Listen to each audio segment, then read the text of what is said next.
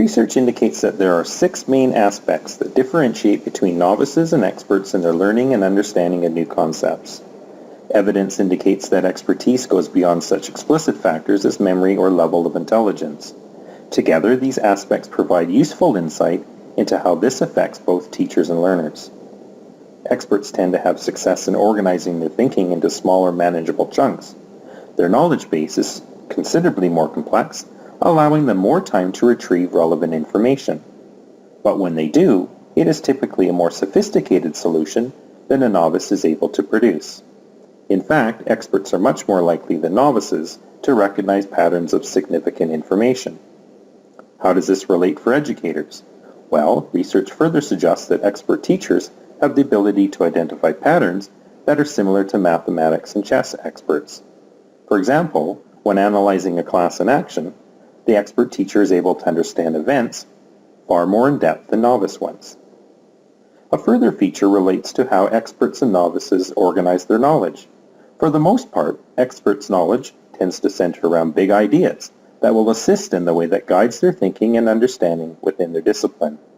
For instance, while experts consider core concepts when solving problems, novices are much more likely to rely on memorizing facts and recalling information. In fact, a typical mathematics novice may resort to simply inserting numbers to solve problems. On the other hand, experts may use more advanced methods, such as diagrams and tables, to solve a similar problem. Due to their skill level, experts have access to an extensive amount of information that relates to their field of study.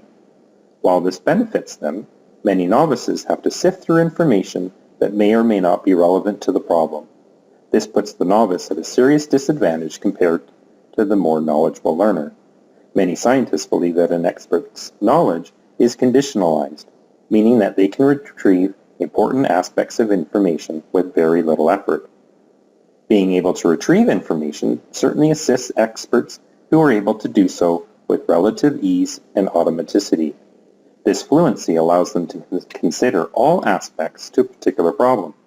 Without these skills, a novice may have great difficulty seeing beyond a single strategy or approach. When it comes to teaching, expert teachers are more likely to know how and why a student is struggling. Helping their students expand on their knowledge level allows expert teachers to assess student learning and progress. An important distinction between the two has to do with the fact that expert teachers have acquired both content knowledge and pedagogical content knowledge. They are likely to be experts in their field of instruction and understanding of how and what of teaching. In other words, expert teachers use their understanding of these concepts to guide their instructional practice. Consequently, novice instructors are more likely to rely on other experts or sources, such as textbooks, on how best to meet the needs of their students. However, there is one caution when it comes to experts in teaching. Many experts have difficulty relating to those who struggle understanding problems that they can solve with ease. Thus, simply being an expert in a certain field may not extend to helping others learn it. The last aspect differentiating between experts and novices has to do with adaptive expertise. Novices often recognize that what they know is fairly minor compared to what is beyond their scope of understanding. Experts largely approach new situations more flexibly and are apt to continue learning throughout their lives. They use metacognition to continually monitor and reflect on their learning. Together, these factors highlight some of the ways that differentiate between experts and novices. As educators, it allows us better insight how to evaluate our own practices and the learning needs of our students.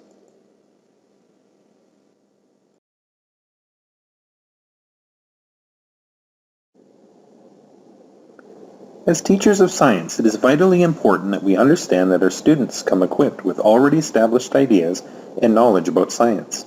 Oftentimes, their pre-existing knowledge and ideas are flawed and inaccurate. These tend to stem from long since rejected scientific theories or popular while incorrect beliefs. It is crucial for educators to recognize and deal with these misconceptions properly if students are able to move towards understanding scientific concepts in a deep and meaningful way. Otherwise, students' knowledge can develop in a way that will have later repercussions on their learning. This leads us to an important question. How can we change the misconceptions of our students? Often, the teacher's first instinct is to want to correct their students by giving them the correct information. Unfortunately, the evidence suggests that this would be a mistake. Many experts note that many of the misconceptions that students have are ones that are deeply rooted. They suggest that these misconceptions need to be gradually changed through ongoing formative assessments as students progress. Failing to do so could result in alienating the student by forcing a cognitive shift that they are not yet ready for. The experts further note that these efforts are unlikely to change the student's underlying perceptions and beliefs. In fact, it is believed that after testing is completed, the students are likely to return to their previously held beliefs in other situations. Are there some misconceptions that are difficult to change? Well, it is apparent that the ones that are more resistant to change are those that are based on abstract concepts. In science, these include processes that are generally given material properties such as light, electricity, and evolution. When the concepts are in conflict with previously held information, it is important for educators to remember that they are robust, consistent, persistent, homogeneous, recapitulated, and systematic in their approach. Therefore, this requires teachers to utilize ongoing and repetitive formative assessment that is designed to help students use a variety of evidence to alter or change their ideas. When we look at traditional school curriculum, we notice that it is typically designed to promote the learning of a magnitude of small concepts long enough that students can regurgitate them on an assessment. In fact, the assessment is often designed to assess short-term, superficial understanding of the concepts introduced. This is a challenge for teachers who often feel the pressure to cover all aspects of the curriculum. This leads them to retain control over the pace and class by adhering rather closely to a teacher-centered approach. On the other hand, the concepts of big ideas and active learning begin to move teaching towards a more student-centered approach, where a deeper learning of the content occurs. Rather than focusing on many small ideas, the big idea approach focuses on less subject matter towards covering the content in a deeper, more meaningful way. The experts agree that this promotes a better understanding of the key concepts for students in a particular subject area. Further, evidence highlights that deeper pedagogical thinking must occur on the part of the teacher to ensure that they know what it is that should be taught and why, as well as to what various degrees of competency might look like.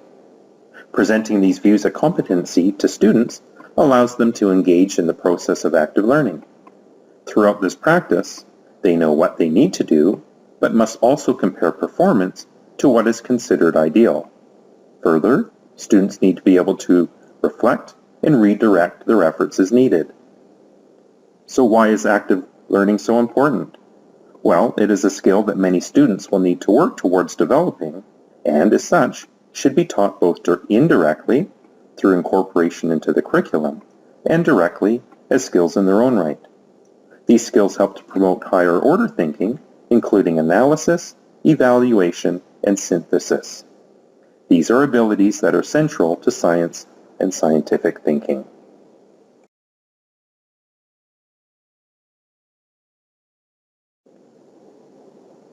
The knowledge level of educators is vitally important, particularly when it comes to science and mathematics instruction.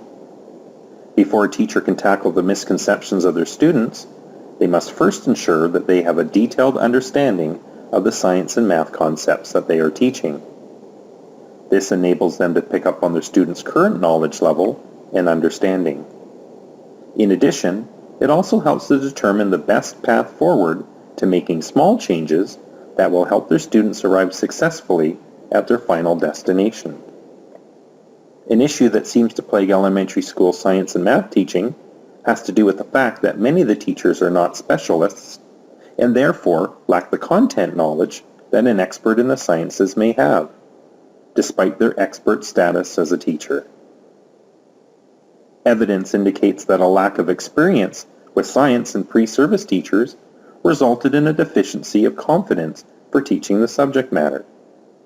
This was reflected both in terms of the low quality and low quantity of science lessons being taught in the classroom. Similar relationships between the experience and quality of math lessons have been found for educators in elementary schools. The result of many studies into the issue of subject expertise in math and science has pointed towards the development of better pre-service training for teachers in these specific subject areas.